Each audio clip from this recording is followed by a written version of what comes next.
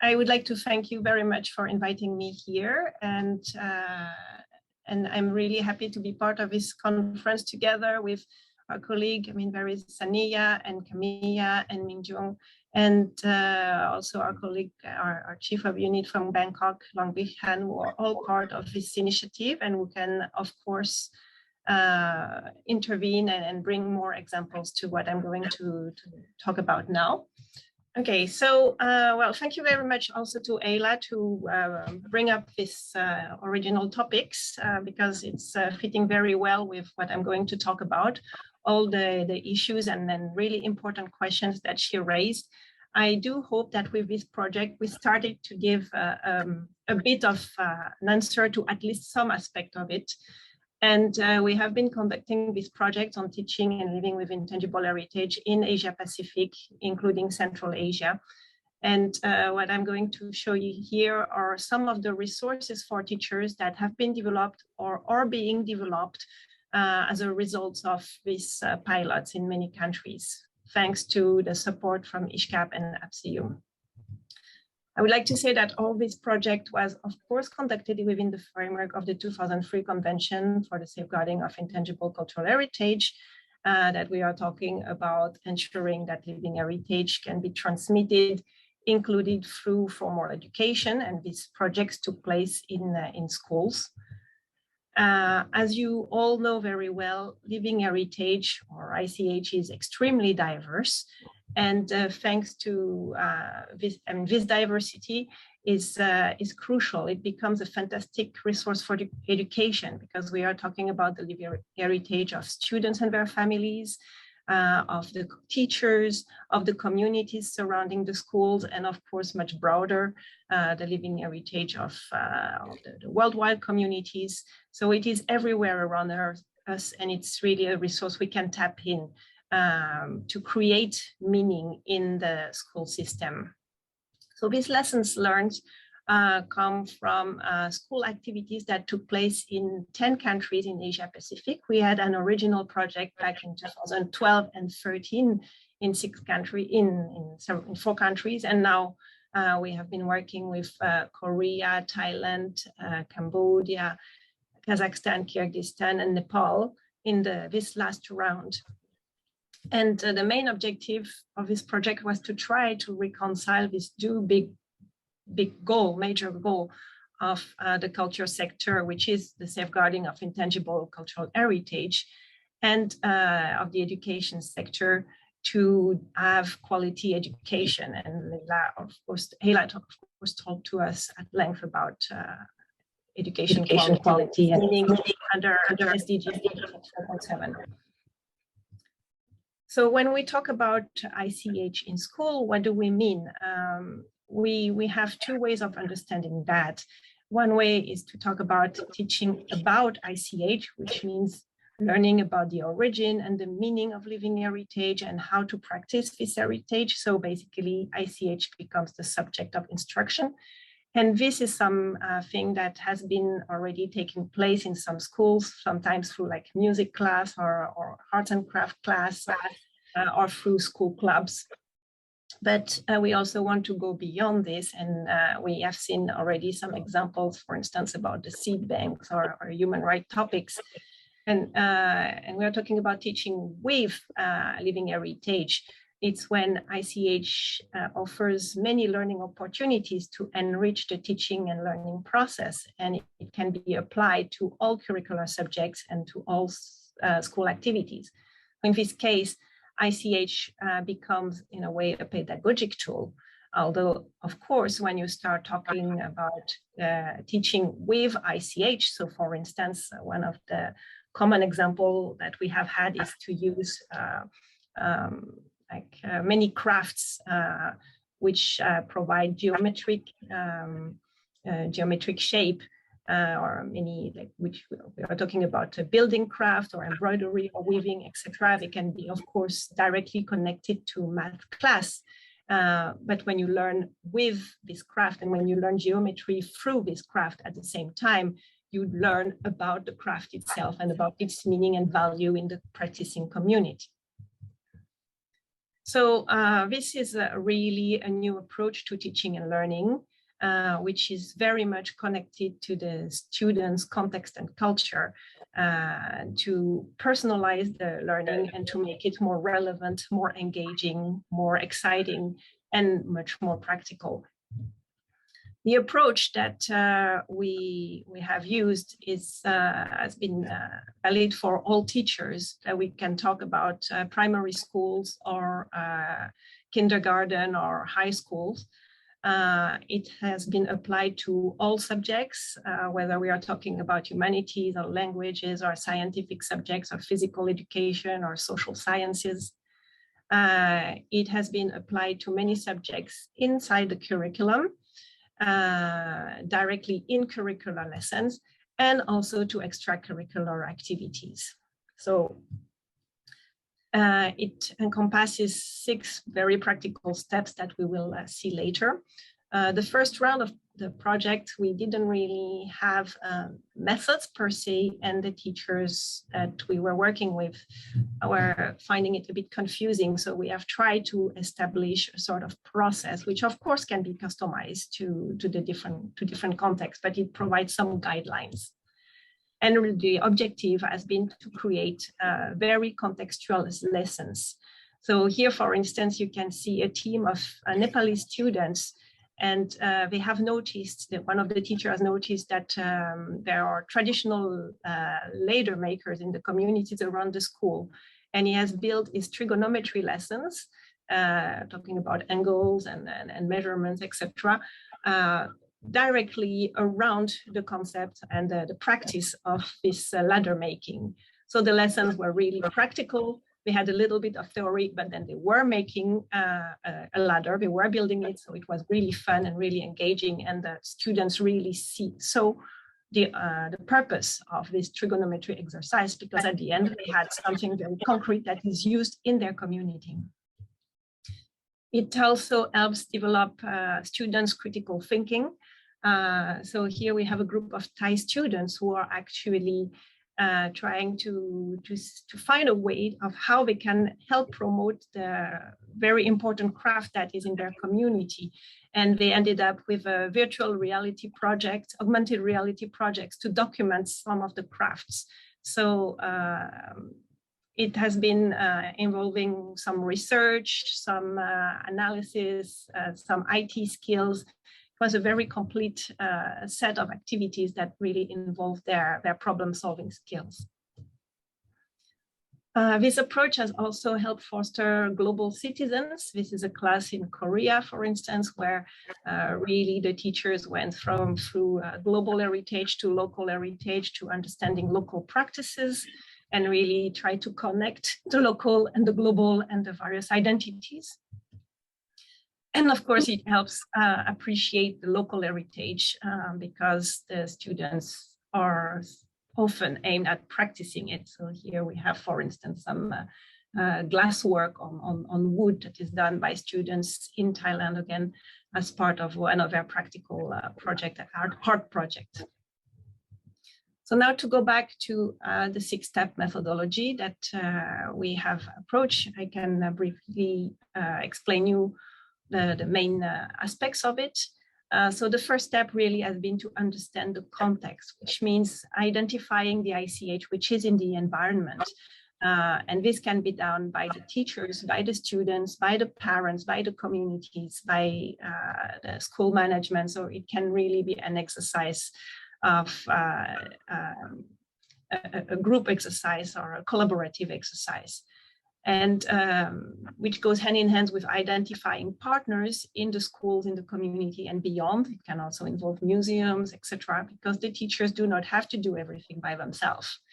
Identifying the type of activity that would work, maybe developing new curricular lesson is the way to go, or maybe having some specific extracurricular clubs would be a way to start, and when to schedule these lessons and activities efficiently. Because if you have a festival, for instance, it can be an extremely good time to actually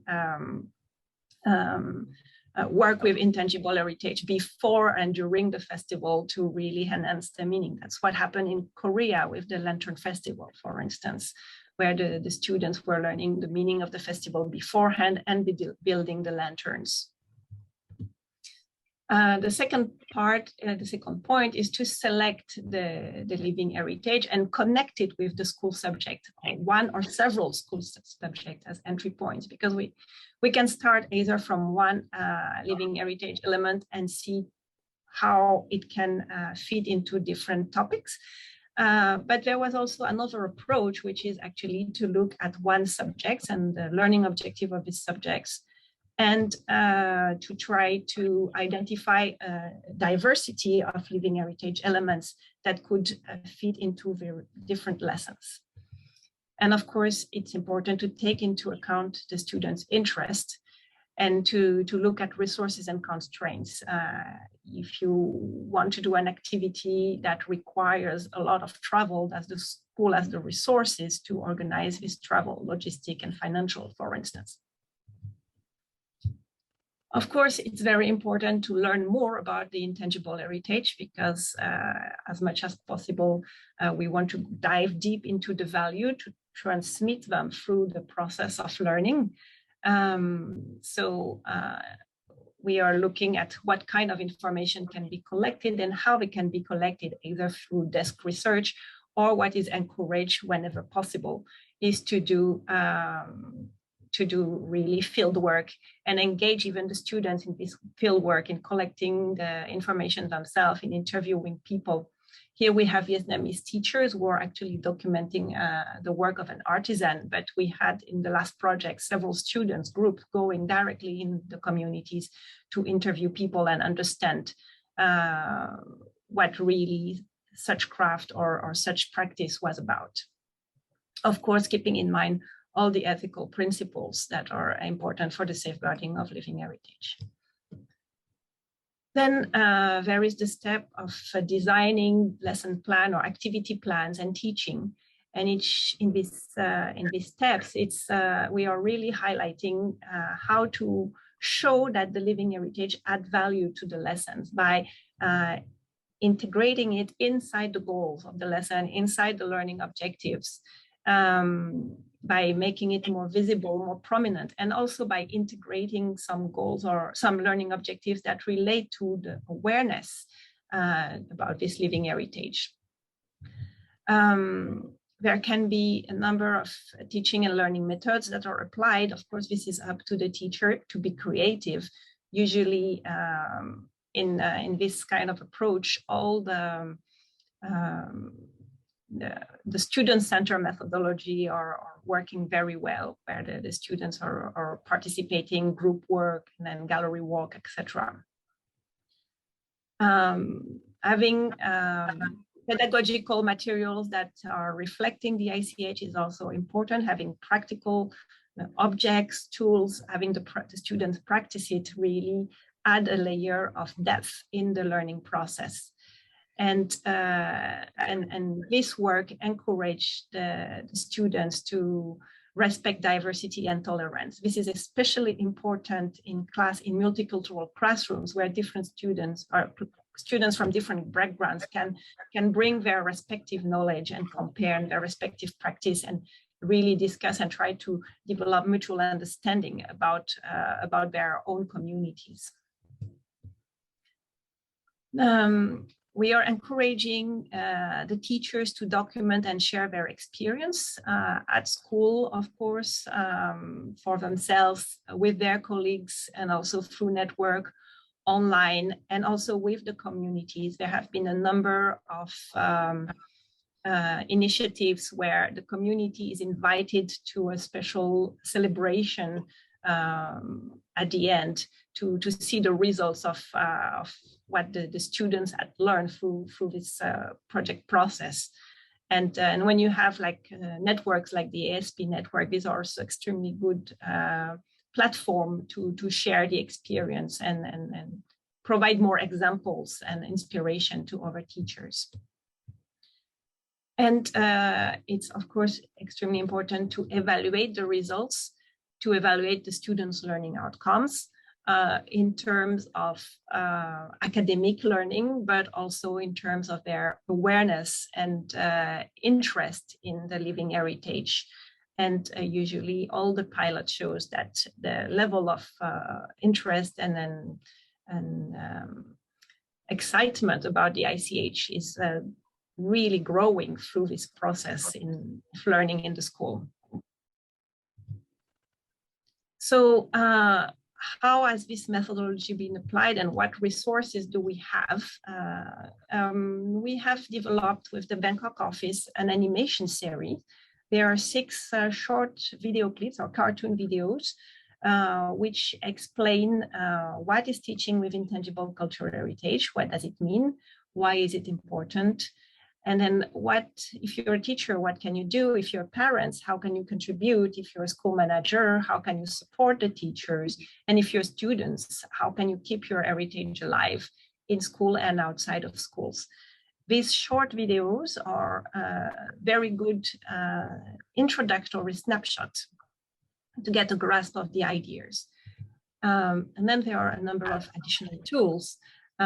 We are in the process of developing a guide for teachers that includes several tools, such as reference to connect ICH and subjects, like different inspirations, tools to gather information, especially at community level, how to connect ICH and GCED, several real-life case studies, and many useful online references.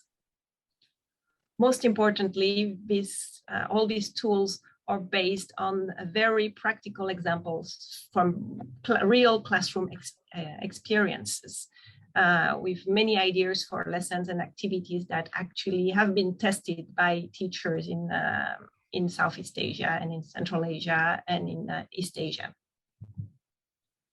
We are also in the process of developing an online course in 5 modules. Module 1 would be about what is teaching with living heritage. Module 2 is understand your context.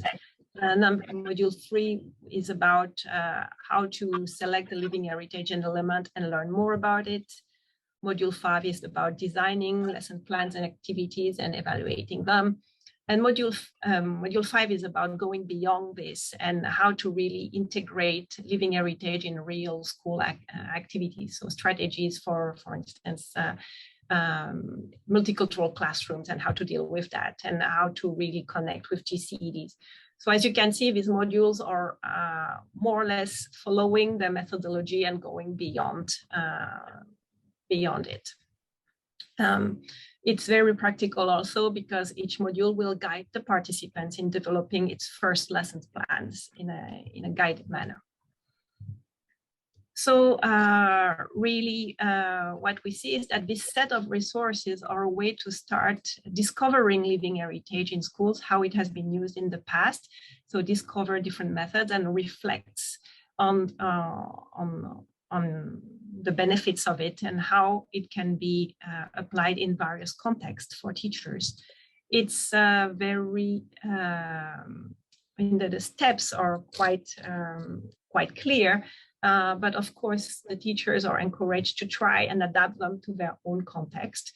And most importantly, to share their resources, because I think at this stage, this is fairly a new approach, and it's very important to show the successes of everyone and to provide a new source of inspiration.